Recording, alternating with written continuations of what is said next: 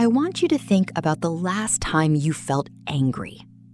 Not mildly irritated, not a little frustrated.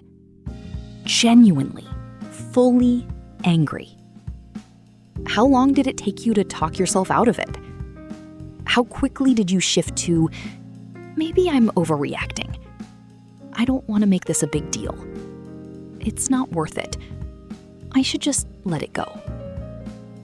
For many survivors of toxic parenting, anger is the most forbidden emotion.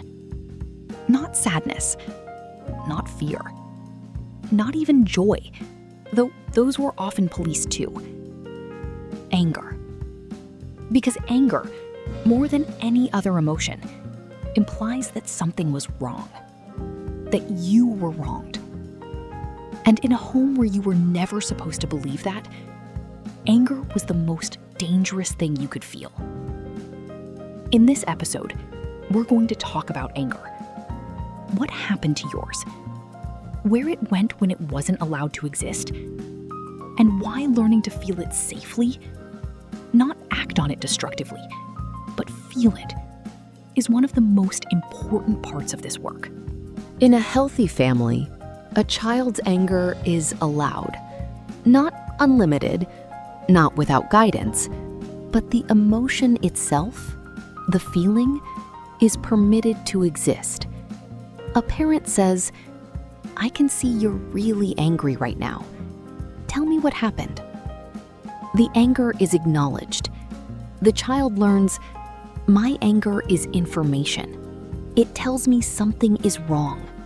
I am allowed to notice that." In a toxic home, something different happens. Anger was met with more anger.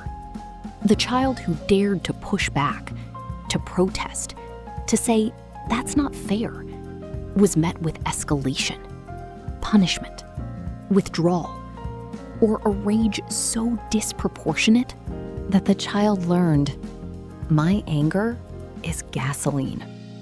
It makes things worse. I must never show it." Or anger was treated as betrayal. "After everything I've done for you, how can you speak to me like that? You're so ungrateful." The child's anger became evidence of their own failure, their own badness, their own ingratitude. So they buried it, quickly, deeply. Because feeling angry at a parent felt like confirmation that they were the problem. Or anger simply had no language. In some homes, emotions were not discussed at all. There was no template for anger, no model of what it looked like to feel it, express it, and move through it without destroying something. So anger became something formless and frightening. Something to avoid. Something that felt dangerous. Something that you associated with the parent who expressed it so badly. And the last thing you wanted was to be like them. Anger doesn't disappear when it's suppressed. This is one of the most important things to understand. It transforms.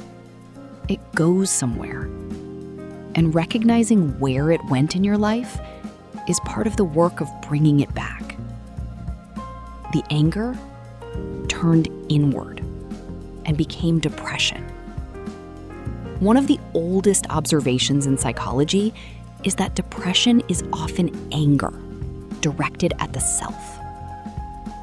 When you cannot safely feel anger toward the person who hurt you, when that anger has nowhere to go, it turns around. It becomes, "I am the problem. I am the one who is broken. I am the one who deserved what I got."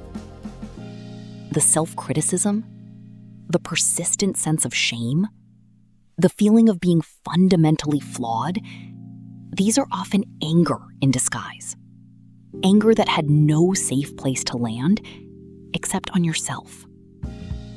The anger leaked out sideways. Chronic irritability at small things. Snapping at people who don't deserve it. Feeling disproportionately furious at a slow driver. A minor inconvenience. A small disappointment. This is what happens when anger has been compressed for a very long time. It doesn't stay contained. It finds exits. Small ones. Unpredictable ones. And then you feel ashamed of the outburst, which adds another layer of self-blame on top of the original wound. The anger became a wall. Some people don't explode. They go cold. Emotional withdrawal. Distance. A flatness that protects them from having to feel anything at all. This is the anger that gave up. That decided, if I can't feel this safely, I won't feel anything. The wall keeps the pain out, but it also keeps the warmth out, the connection, the aliveness. The anger became physical. The body keeps the score. This is not a metaphor. Chronic tension in the jaw, the shoulders, the chest. Headaches that arrive when conflict looms. Stomach problems that flare in stressful relationships. The body stores what the mind was not allowed to process. Unacknowledged anger has to live somewhere, and often it lives in the body. I want to be very clear about something. When I talk about feeling your anger, I am not talking about acting on it. I am not talking about confronting your parents, writing a letter you send, saying things in person that cannot be unsaid. That may or may not be part of your journey, but it is not what I mean here. Feeling anger means allowing the emotion to exist inside you without immediately suppressing it, redirecting it, or deciding it makes you a bad person. It means saying, even just to yourself, what happened to me was not okay, and I am angry about it. And that anger is valid. That's it. That's the beginning. For many survivors of toxic parenting, this feels almost physically impossible. Because the anger at a parent is tangled up with love for that parent, with loyalty, with the child's desperate need to believe that the parent was fundamentally good. Because if the parent was good and they still treated you that way, what does that say about you? This is the trap. And the way out is to hold both things at once. Your parent was a person, flawed, complicated, perhaps damaged themselves. And what they did caused you real harm. And you are allowed to be angry about that. Not one or the other, both. The anger, when it's finally allowed to exist, doesn't have to be all-consuming. It can be acknowledged, witnessed, felt, and then, slowly, it begins to soften. Not because you forced it, not because you decided to let it go, but because anger that is finally heard doesn't have to keep screaming. 3 things from today. First, anger is not a dangerous emotion. It is information. It tells you that something was wrong. If you were never allowed to feel it, that was itself a form of harm. Second, suppressed anger doesn't disappear. It transforms into depression, into irritability, into walls, into physical tension. Recognizing where your anger went is part of bringing yourself back. Third, feeling anger safely doesn't mean acting on it. It means allowing it to exist, naming it, validating it, and letting it be heard, so it doesn't have to keep finding other ways out. 8 episodes in, we have moved through some of the hardest territory in this series. Naming the wound, seeing where it lives in your adult life, sitting with the grief of it, and today, making room for the anger.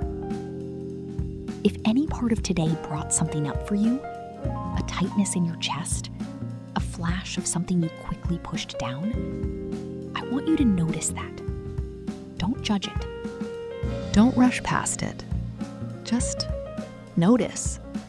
Something is here, and it deserves to be here. In episode 9, we are going to talk about something that many people in this community find the most controversial part of healing: forgiveness. Not the kind of forgiveness that means what happened was okay. Not the kind that requires reconciliation. Not the kind that asks you to pretend. But the kind of forgiveness that is, at its core, about setting yourself free. Because here's the truth about forgiveness that most people don't tell you. You don't do it for them. You do it for you. And it doesn't happen before the grief or before the anger. It happens after, if it happens at all. And that, if it happens at all, is something we need to talk about. I'll see you there. Be patient with yourself. You are doing something that matters.